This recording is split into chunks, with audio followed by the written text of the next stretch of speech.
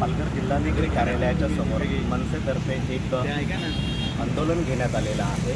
हे आंदोलन जे आहे ते गेल्या 2 वर्षापासून जिल्ह्यातील जलजीवन अंतर्गत ज्या काही योजना आहेत त्या निधी अभावी बंद पडल्याने हा जो मोर्चा आहे आणि हे जे आंदोलन आहे ते घेण्यात आलेलं आहे।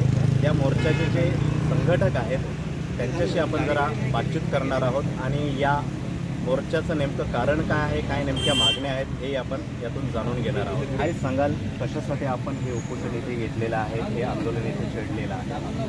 सर्वप्रथम मी आपल्याला सांगू इच्छितो की 2019 साली आपल्या देशाचे पंतप्रधान यांनी हर घर जल योजना याची घोषणा केली आणि त्याची अंमलबजावणी आपल्या राज्यामध्ये सुरू झाली। राज्यामध्ये सुरू झाल्यानंतर आपल्या पालघर जिल्ह्यामध्ये सुद्धा 2019ला या योजनेचा शुभारंभ झाला। 2019ला शुभारंभ झाल्यानंतर आपल्या पालघर जिल्ह्यामध्ये घुले म्हणून जे ठेकेदार आहेत त्यांनाच ही संपूर्ण कामं हर घर जल योजनेची मिळाली आणि हर घर जल योजनेची कामं मिळाल्यानंतर बऱ्याच ठिकाणी ही योजना अर्धवट स्वरूपात आपल्याला पाहायला मिळते। 2024ला ही योजना पूर्ण होणं अपेक्षित होतं, परंतु आता काय कोणत्याही गावामध्ये ही योजना पूर्ण झालेली नाही आणि खरं म्हणजे पंतप्रधानांचं एक मुख्य उद्दिष्ट हेच होतं की ग्रामीण भागातल्या लोकांना शुद्ध पाणी मिळालं पाहिजे, मिळणं अपेक्षित होतं। प्रत्येक व्यक्तीला 55 लिटर पाणी हे शुद्ध मिळालं पाहिजे होतं, परंतु आजपर्यंत 55 थेंबसुद्धा पाणी या महाराष्ट्रातल्या पालघर जिल्ह्याला मिळालेलं नाही। त्याच्यामुळे हे आंदोलन आम्ही सुरू केलेलं आहे आणि याच्यामध्ये भरपूर मोठ्या प्रमाणामध्ये भ्रष्टाचार झालेला आहे। भ्रष्टाचार तर झालेलाच आहे, अनियमितता तर याच्यामध्ये त्यांनी शिखरच गाठलेलं आहे। त्याच्यामुळे आजचं जे आमचं आंदोलन आमरण उपोषण सुरू आहे। आमच्या जर मागण्या पूर्ण झाल्या नाही, आमच्या जिल्ह्याला जर पाणी मिळालं नाही तर अति तीव्र स्वरूपाचं आंदोलन याच्यापुढे सुद्धा आपल्याला पाहायला मिळेल। तर या योजनेअंतर्गत किती गावं यामध्ये समाविष्ट आहेत आणि किती गावांना या योजनेचा लाभ अजूनही मिळालेला नाही? या योजनेमध्ये 26 योजना जिल्ह्याला लागू आहेत, परंतु आत्तापर्यंत एकाही योजनेमध्ये कोणत्याही गावाला पाणी पुरवठा झालेला नाही। तर काय सांगाल, तिथून आपण आला आहात, कुठल्या गावात राहता, त्या गावातील जलजीवन योजनेच्या अंतर्गत जी परिस्थिती आहे काय नाही काय? नमस्कार, मी लोकप्रहार सेना म्हणून संघटना आहे। त्या संघटनेच्या वतीने महाराष्ट्र नवनिर्माण सेनेचं जे उपोषण आहे त्याला पाठिंबा देण्यासाठी आणि त्या अनुषंगाने आम्ही उपोषण करते म्हणून इथे आहोत। मी मूळचा सफाळ्याचा।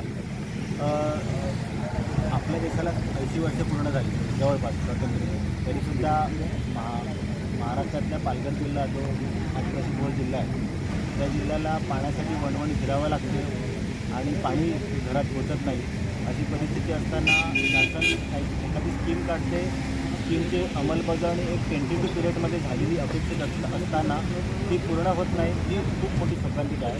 आणि जसं यांनी म्हटलं की एखाद्या कॉन्ट्रॅक्टर आणि त्या कॉन्ट्रॅक्टरला कुठेतरी सामावून घेण्यासाठी किंवा त्यांना वाचवण्यासाठी पूर्ण यंत्रणा कामाला लागली परिस्थिती असताना लोकांपर्यंत पाणी पोचेल का, अशी परिस्थिती आता आपल्या जिल्ह्यामध्ये आहे। त्याच्यामुळे हे आंदोलन एकतर कामं पूर्ण झाली पाहिजेत। दुसरं महत्त्वाचं की जे ठेकेदार आहेत त्या ठेकेदारांनी पैसे घेऊनही कामं अजूनपर्यंत पूर्ण केलेली नाही आहेत। ही या अनुषंगानं त्या ठेकेदारावरती सुद्धा त्याला ठेकेदाराला ब्लॅकलिस्ट करावं, जेणेकरून हे काम कोणाला तरी एखाद्या चांगल्या ठेकेदाराला मिळेल आणि त्या अनुषंगानं हे काम फास्ट फॉरवर्डमध्ये जाईल आणि आम्ही जे पूर्ण जिल्हा पाण्यापासून वंचित आता आहोत ते वंचित राहणार नाही। ते महिलासुद्धा बसलेले आहे, जे आदिवासी महिलासुद्धा या उपोषणामध्ये आहेत, तर तीसुद्धा कुठेतरी 1 किलोमीटर अंतरावरती जाऊन कुठेतरी विहिरीवरती पाणी भरते आणि मग घरी तिथं पाणी घेऊन येते।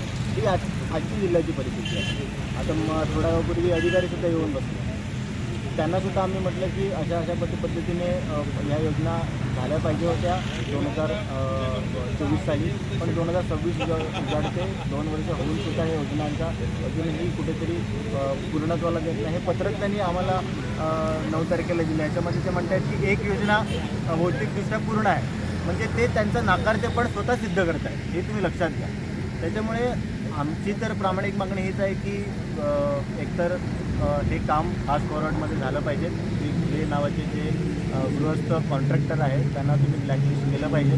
दुसरं असं की विधिमंडळामध्ये सुद्धा तारांकित प्रश्न हा उपस्थित केला होता. एक शॉकिंग गोष्ट आहे की तारांकित प्रश्न विधिमंडळासारख्या ज्याला आपण लोकशाहीचं मंदिर म्हणतो त्या लोकशाहीच्या मंदिरामध्ये उपस्थित केला जातो आणि त्या लोकशाहीच्या मंदिरामध्ये इकडचं यंत्रणा खोटी माहिती देते का त्या कंत्राटदाराविरुद्ध कोणतीही तक्रार नाही.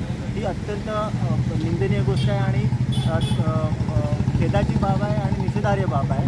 त्या अनुषंगानं त्या कॉन्ट्रॅक्टरच्या वरती जे खोटे मी काही उत्तरं दिलेली आहेत ती खरी उत्तरं द्यावी ही सुद्धा आमची माफक अपेक्षा आहे.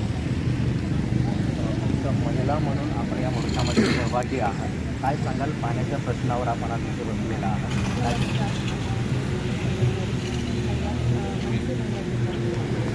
एक स्त्री म्हणून मी जळगाव जिल्ह्यामध्ये ग्रामीण भागामध्ये अतिशय पाण्याचं दुर्भिक्ष. मग जो जिल्हा वसई विरारसारख्या शहरांना भाईंदरसारख्या शहरांना जर पाणी पुरवठा करतो आणि त्याच जिल्ह्यामध्ये जर पाण्याच्या थेंबासाठी माझ्या आदिवासी महिलांना आणि तिथे इतर समाजातील महिलांना सर्वांना जर पोचतोच मैल जावं लागतं पाणी आणण्यासाठी तर त्यांची जी अवस्था आहे त्यांचे हाल जे आहे हे अतिशय वाईट आहेत. आणि जी प्रसिद्ध लोक त्यांना पाणी अगदी इथे फ्लश आणि कसं पाणी मिळतं मग तसं पाणी आमच्या लोकांना पिण्यासाठी सुद्धा दिलं जात नाही आहे.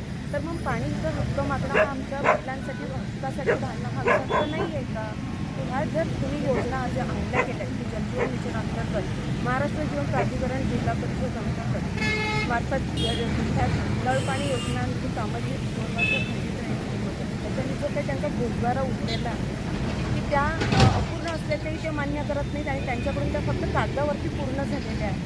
आणि जर त्या लोकांसाठी जेव्हा आपण त्यांना जाब विचारला जातो महिला घेऊन एक त्यांचं प्रतिनिधित्व म्हणून मी जेव्हा आक्रोश करते या विषयासाठी तर एवढंच म्हटलं जातं की तुम्हाला 2 महिन्यांनी किंवा 3 महिन्यानंतर फक्त आश्वासनं दिली जातात. तर खरोखर गजोगजी गावामध्ये गेल्यानंतर योजनेचे रस्ते जलजीवनसाठी जे रस्ते खोदलेले आहेत किंवा पाईप टाकून ठेवलेले आहेत ते खरोखर 3 महिन्यामध्ये पूर्ण होतील का? म्हणजे जी जनता आता मे महिना अजून आलेला नाही आहे आणि 3 महिन्याचं आश्वासन देतात आहेत की ती 3 महिन्यामध्ये योजना जूनपर्यंत पूर्ण होईल तर ती खरंच होऊ शकते का? तर त्यासाठी आम्ही आज महिलांच्या तर्फे मी हे प्रतिनिधित्व करून आज हे उपोषणासाठी बसली आहे. तर नक्कीच आपण पाहिलं असेल मनसेतर्फे हे आंदोलन इथे छेडण्यात आलेलं आहे. गेल्या 2 वर्षापासून जलजीवन अंतर्गत ज्या काही नळ जोडणी योजना आहेत जलजीवन मिशनच्या अंतर्गत ज्या येतात त्या 2 वर्षामध्ये निधी न मिळाल्याने बंद झाल्याचा असा आरोप आणि यांनी सिद्ध करून दाखवलेला आहे आपल्याला. आता ह्यानंतर यावर सरकारी दरबारी नेमकी काय प्रोसेस होते, कशा पद्धतीने या प्रकरणाकडे पाहिलं जातं आणि कशी कारवाई केली जाते हे पाहणं फार महत्त्वाचं ठरणार आहे. APS मराठीसाठी अमोल रायपुरे, पालघर.